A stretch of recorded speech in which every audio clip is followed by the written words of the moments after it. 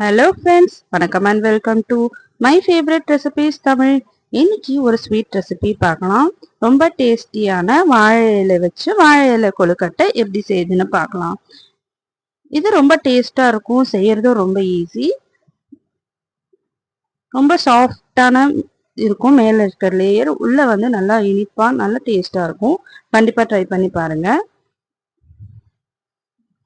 So நான் இன்னைக்கு 1/4 kilo அரிசி மாவு வச்சு செஞ்சு காமிக்கிறேன். நீங்கள் கடையில் விற்கிற மாவாக இருந்தாலும் இது எடுத்துக்கலாம், அப்படி இல்லைன்னா வீட்டில் ஊற வச்சு அரைச்சி எடுத்துக்கலாம். ஒரு 1/4 கிலோ மாவு எடுத்துக்கோங்க, அப்படின்னா கப் அளவில் 1 கப் எடுத்துக்கோங்க.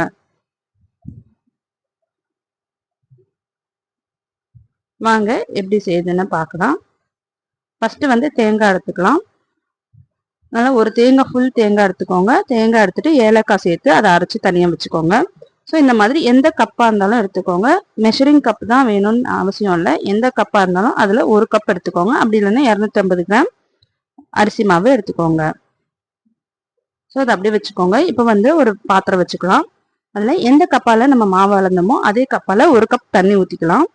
அதாவது ஈக்குவல் ரேஷியோவில் தண்ணி எடுத்துக்கலாம். அதில் கொஞ்சமாக வந்து உப்பு சேர்த்துக்கலாம். 1 ஸ்பூன் நெய் சேர்த்துக்கலாம். இந்த தண்ணி நல்லா கொதிக்கட்டும். நல்லா தண்ணி கொதிச்சு வந்தோடனே ஸ்டவ் ஆஃப் பண்ணிடலாம்.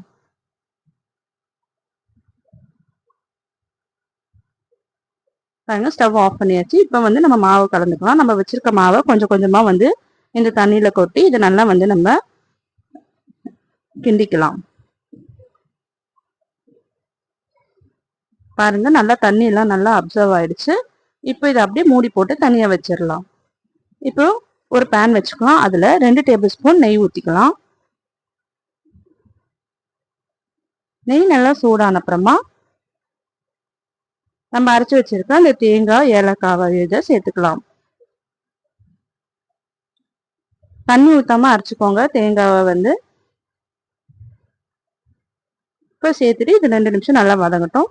இது நல்லா வதங்கின அப்புறமா ஒரு 150 கிராம் வெல்லம் எடுத்துக்கலாம். அதை வந்து தண்ணி ஊற்றி நல்லா கரைச்சி வடிகட்டி அதையும் இதில் சேர்த்துக்கலாம். சேர்த்துட்டு இதை நல்லா வந்து நம்ம மிக்ஸ் பண்ணிக்கலாம். பாருங்க, ரெடி ஆயிடுச்சு, பூரணம் ரெடி ஆயிடுச்சு.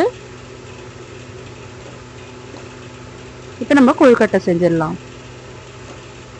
இது ரெண்டும் நல்லா ஆற வச்சுக்கலாம். ஃபர்ஸ்ட் நல்லா ஆறின அப்புறமா இப்போ வாழை இலை எடுத்துக்கலாம். இந்த மாதிரி நீட்டாக வந்து கட் பண்ணி எடுத்துக்கோங்க. கட் பண்ணிட்டு இது மேலே வந்து எண்ணெய் வந்து அப்ளை பண்ணிக்கலாம். எண்ணெயோ இல்லை நெய் கூட அப்ளை பண்ணிக்கலாம். அப்ளை பண்ணிட்டு நம்ம வச்சிருக்க மாவில் ஒரு சின்ன பால் மாதிரி எடுத்துக்கோங்க. எடுத்துட்டு இந்த மாதிரி ப்ரெஸ் பண்ணிட்டு உள்ள பூரணம் வச்சு இதை அப்படியே மடிச்சு வச்சுக்கலாம். நம்ம வச்சிருக்க எல்லா மாவையும் இந்த மாதிரி செஞ்சு வச்சுக்கலாம்.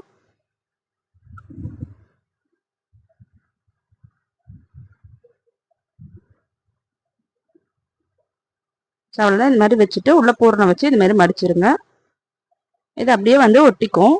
இந்த மாதிரி ரெடி பண்ணி வச்சுட்டு நம்ம இதை வந்து அப்படியே இட்லி பாத்திரத்துல வந்து இதை வேக வச்சு எடுத்துக்கலாம்.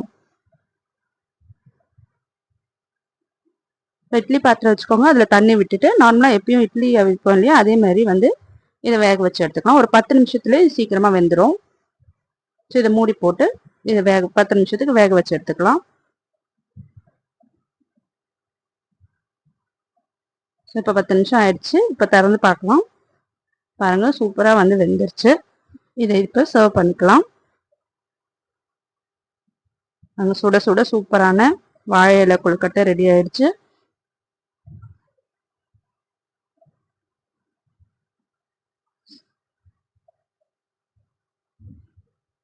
இப்போ இதை திறந்து பார்க்கலாம். பாருங்க, நல்லா ஆவி பறக்கிற கொழுக்கட்டை ரெடி ஆயிடுச்சு. நீங்களும் ட்ரை பண்ணி பாருங்க. இந்த விநாயகர் சதுர்த்திக்கு இந்த வாழை இலை கொழுக்கட்டை ட்ரை பண்ணி பாருங்க. ட்ரை பண்ணிட்டு எப்படி இருந்ததுன்னு கமெண்ட் பண்ணுங்க.